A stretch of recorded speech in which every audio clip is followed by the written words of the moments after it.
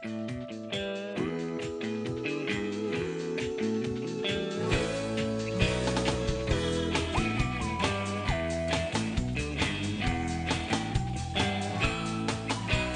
juro que até pensei que o tempo fosse acalmar meu coração. Mesmo longe de você, minha emoção fica a flor da pele.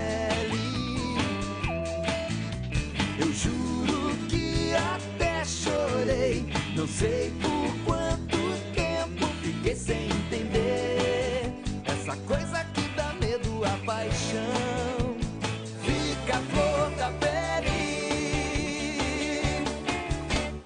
Por favor, me leve aonde você for. Por favor, não negue assim. Bom,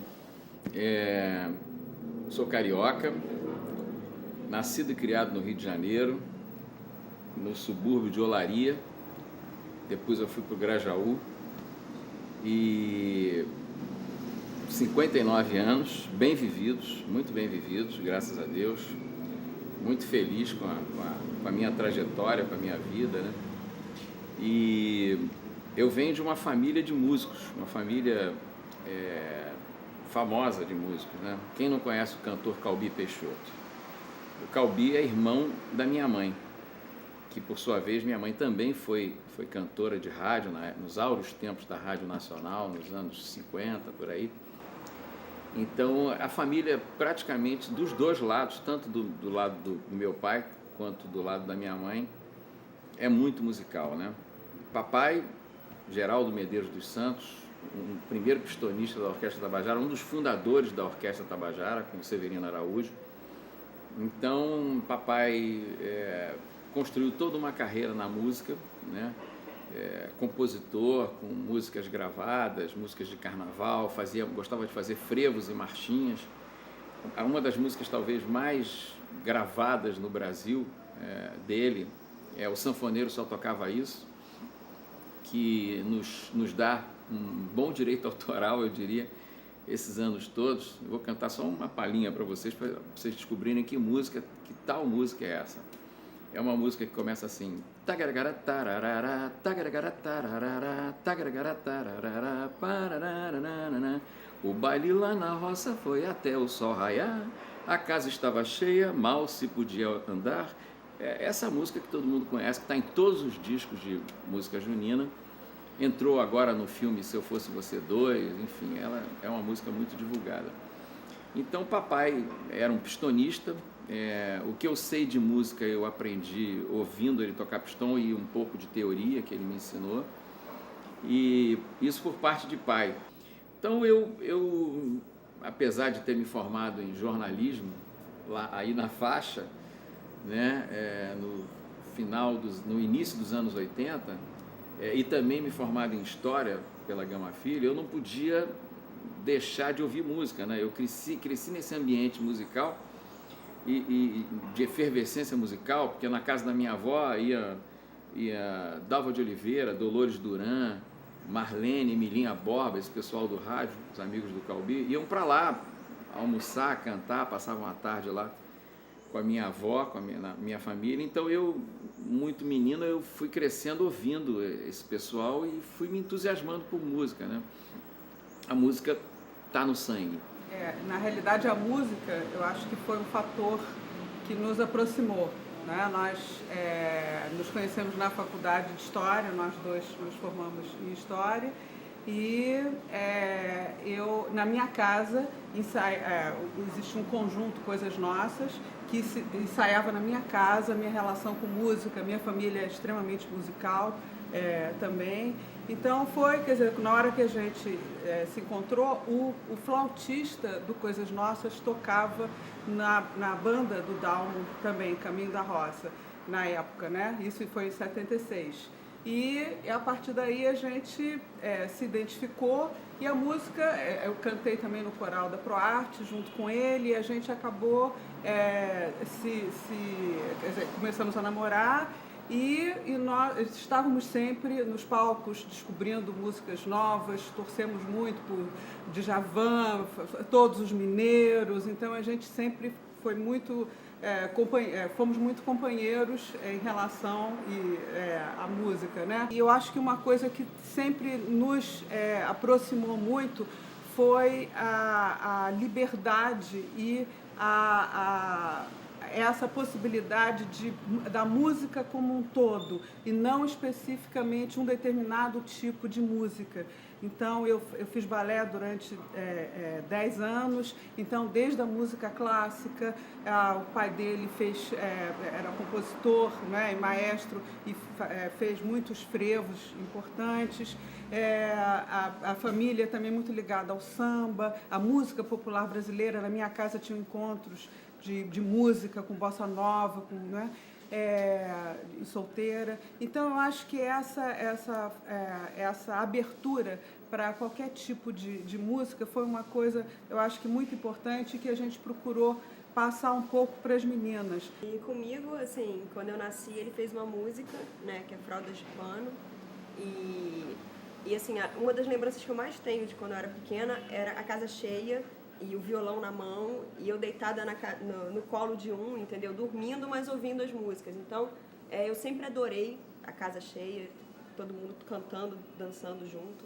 E a música me acompanhou, entendeu? Tanto é que hoje em dia eu sou professora de música, e quando eu encontro com ele, com os amigos, sempre é aquela coisa gostosa de estar todo mundo junto, cantando, entendeu? E eu lembro de músicas, às vezes, que hoje em dia eu não ouço, mas que eu já ouvi quando era pequena e que a letra vem inteira comigo, entendeu? E meu pai é uma pessoa muito engraçada, então quando a gente senta numa roda, ele é a pessoa que mais brilha, ele está sempre cantando, sempre se divertindo os outros, entendeu? Então é uma figura assim, que chega e tem uma presença, sabe? Então eu comecei a carreira com a música no final dos anos 70, num grupo que teve uma aceitação muito boa aqui no Rio de Janeiro, um grupo chamado Céu da Boca. A partir do lado do coro da ProArte, a gente passou a se reunir na minha casa, que eu morava no Leblon, uma casa grande, uma casa que podia abrigar ensaio, podia se fazer barulho, que tinha lá um terceiro andar onde não incomodava as pessoas o que a gente fizesse, né? Então começamos a nos reunir, o que acabou virando o Céu da Boca, né? Tinha um nome engraçado, antes chamava Desbondeto, antes de virar Céu da Boca, né? Porque era uma coisa que veio de música clássica, música erudita, do coral da ProArte, e a gente já fazendo música popular a várias vozes. Então a gente se juntou e passou a ensaiar um repertório que era do coral, mas daí eu já comecei a fazer uns arranjos, a experimentar umas coisas, e fomos criando o Céu da Boca. Assim, realmente o meu grande convívio que eu tive com o Dalmo foi nesse tempo do Céu da Boca, que vai de 78, o conjunto mesmo, eu conheci o Dalmo antes, 77, 76, aí a partir de 78, 79 a gente começou a se reunir regularmente. O Céu da Boca durou até 84, né? Nós fizemos 2 LPs na época, né? A gente foi o primeiro independente, depois a gente foi contratado pela Polygram, na época, que hoje em dia é Universal, mas chamava Polygram, e a atuação do Dalmo é impressionante, a memória musical do Dalmo, tanto melódica quanto harmônica, né? A gente ali eu experimentando fazer arranjo vocal, né? Um negócio, enfim, o Céu da Boca foi cobaia das minhas primeiras experiências. Algumas deram muito certo, outras nem tanto, mas era muito difícil cantar aquelas coisas, decorar aquelas vozes todas. Era um negócio. O Dalmo era o primeiro a lembrar tudo de cara. O Dalmo não tinha negócio de ler música, acho que até hoje ele não se... Mas ele faz uso da memória privilegiada que ele tem, assim, memória musical. Então ele decorava, ele foi o primeiro a decorar, o primeiro dos tenores a decorar. E E isso é uma coisa, uma das contribuições dele, assim, muito eficiente, muito esperto, muito apurado, a execução dele das vozes, das coisas e da memória, né? Das vozes, dos arranjos, assim, né? E um entusiasta, assim, um cara sempre muito empolgado com as coisas, sempre a fim de crescer, a fim de estar junto, e ele fazia mil coisas, ele era repórter, trabalhava no Jornal do Brasil, ele se virava de mil jeitos e fazia o Salo Boca, não dava dinheiro para ninguém, assim, e o Dalmo, como eu falei, mais velho já casando, já responsável, ele dava jeito, ia no Jornal do Brasil, trabalhando no Globo, trabalhando no Jornal do Brasil, e como eu falei, com um espírito, assim, de estar junto, de fazer música, assim, muito esperto, muito querido, né? Essa escola toda, essa formação toda familiar e de grupo do Céu da Boca, em 89, eu fui para a Bahia para um trabalho em jornalismo. Fui com a Ângela, minha esposa, para um trabalho para a Petrobras lá, e era um trabalho para durar 2 anos apenas, né? Não mais do que isso. Mas eu estava começando a gostar da Bahia, gostar de morar em Salvador. É uma cidade muito gostosa, com uma qualidade de vida muito boa para se viver. E até que, final de 91, eu já estava lá há 2 anos, a família Caymmi, eu tinha um parceiro já começando a fazer uma parceria com o Danilo Caymmi, e o Danilo me chamou para participar de um show em homenagem à mãe Estela do Axé Paul Afonjá, que era o terreiro da Bahia, digamos assim, se é que se pode usar esse termo, mas o terreiro rival, concorrente, com a mãe menininha do Gantuá. E a empresa Odebrecht resolveu fazer um show na Bahia, homenageando a empresa Odebrecht e a mãe Estela. E a família Caymmi, foi perfeita a escolha, né? Porque eles têm tudo a ver com a Bahia, foi chamada para fazer esse show, e o Danilo me convidou para cantar essa música específica em homenagem à mãe Estela. E foi fantástico, Teatro Castro Alves lotado, 5.000 pessoas na plateia, foi um negócio assim, um arraso. E quando terminou o show, eu naquela época ainda tinha cabelos, né? Hoje me faltam cabelos, mas eu era um pouco mais cabeludo e usava bigode, e era muito parecido com o Danilo e com o Dori. E nas entrevistas no camarim, o Danilo, muito brincalhão que é, né, até hoje, o Danilo começou a dizer que eu era Dalmo Caymmi, que eu pertencia à família Caymmi, que eu era um primo afastado da Bahia, que morava lá em Salvador e tal. E ele começou a falar isso de brincadeira no camarim, e aquilo colou, né, aquela mentira que colou.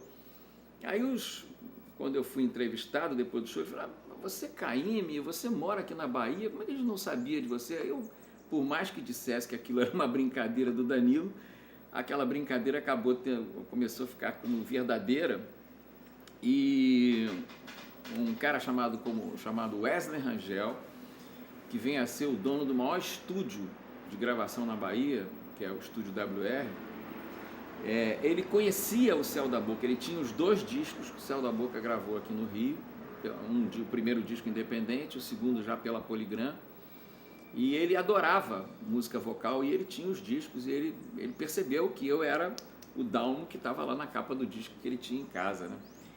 Aí ele me convidou, ele falou, eu sei que a história do Danilo é brincadeira, eu gostaria de convidá-lo para você passar a gravar aqui os vocais aqui das bandas baianas aqui. Nós vamos ter muito trabalho pela frente, e ele era um visionário, ele percebeu que a música baiana ia dar um salto de produção, muita produção, e eu comecei a gravar esses discos que foram, digamos assim, catapultados na música baiana, né? Um boom da Axé Music. Eu peguei esse rabo de foguete e comecei a gravar e produzir, fazer gravação, fazer arranjo vocal.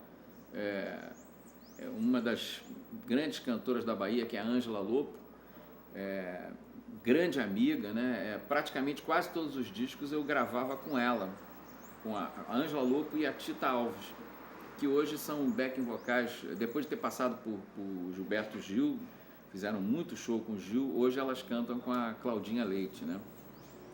Bom, eu e Dalmo convivemos durante longos anos, enquanto ele morou em Salvador.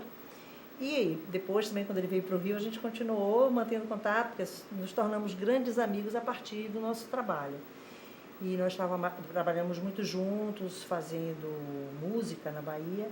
E nesse contato, nesse convívio diário, de estúdio, de gravação de CDs, de gravação de jingles, etc. e tal, surgiu a ideia, nós conversando uma vez, pensamos na possibilidade de fazermos um trabalho à parte que nos possibilitasse exercitar a música de uma outra forma, que não apenas nos estúdios, fazendo coro, etc. e tal. Então, eu sugeri a ele, eu tinha já essa ideia na cabeça de montar um trabalho com vozes, já que esse era o meu trabalho, de qualquer forma. E a minha ideia inicial foi pegar as pérolas da MPB, já desgastadas, às vezes, pelo excessivo uso em bares, etc. e tal, e transformá-las, dar uma nova roupagem, buscar uma linguagem moderna, nova, com elementos diferentes. Ele, então, me sugeriu, e eu achei isso muito interessante da parte dele, ele como talvez um carioca, que tinha uma visão um pouco diferenciada do que nós baianos temos até do próprio axé, pela convivência diária, dessa importância daquele movimento, né? E da qualidade que havia também nos CDs e nos discos, nos LPs daquela época, e que nem sempre eram as músicas tocadas no rádio. Então nós pensamos em montar o Dendedait como uma música baiana de baixa caloria, digamos assim, musicalmente falando um pouco mais elaborada e trabalhando com essa coisa das vozes, abertura de voz. Ele topou na hora, porque ele já vinha de uma experiência super bem sucedida, que tinha sido o Céu da Boca. Eu também já tinha essa coisa de estar trabalhando eternamente lá, abrindo vozes e fazendo vocalizações e vocais e tudo mais. E montamos esse trabalho, fizemos um grande trabalho de pesquisa dos CDs, dos discos que nós tínhamos gravado, e que foi a grande maioria daquela época. Nós éramos um grupo grande, né, de pessoas que trabalhavam fazendo vocal e, assim, tínhamos feito a grande maioria dos trabalhos daquela época. Então, foi fácil até. O primeiro nome que nós pensamos, que o próprio Dalmo sugeriu, foi Acarajés, por retratar essa coisa da Bahia, o acarajé, e a mistura com o jazz. Mas, infelizmente, a gente veio a descobrir que já existia uma banda lá, chamada, no interior, próximo lá de Salvador, chamada Acarajés e Abará Blues. Então, nós ficamos, aí agora como vai ser o nome e tal. Então, ele próprio repensou e ele já tinha feito uma música que seria, digamos assim, uma descrição do que é o Dendedait, inclusive está no CD, que fala que o Dendedait, a mistura que ela e fala sobre misturar os sons da Bahia e tal. E aí, quando houve a mudança de nome, ele aí, como é que vai fazer? Então, essa coisa do segundo nome surgiu também junto com a necessidade de manter a melodia sem mudar tanto a métrica. Então, de Acarajés passou para ser Dendedait. Dendedait.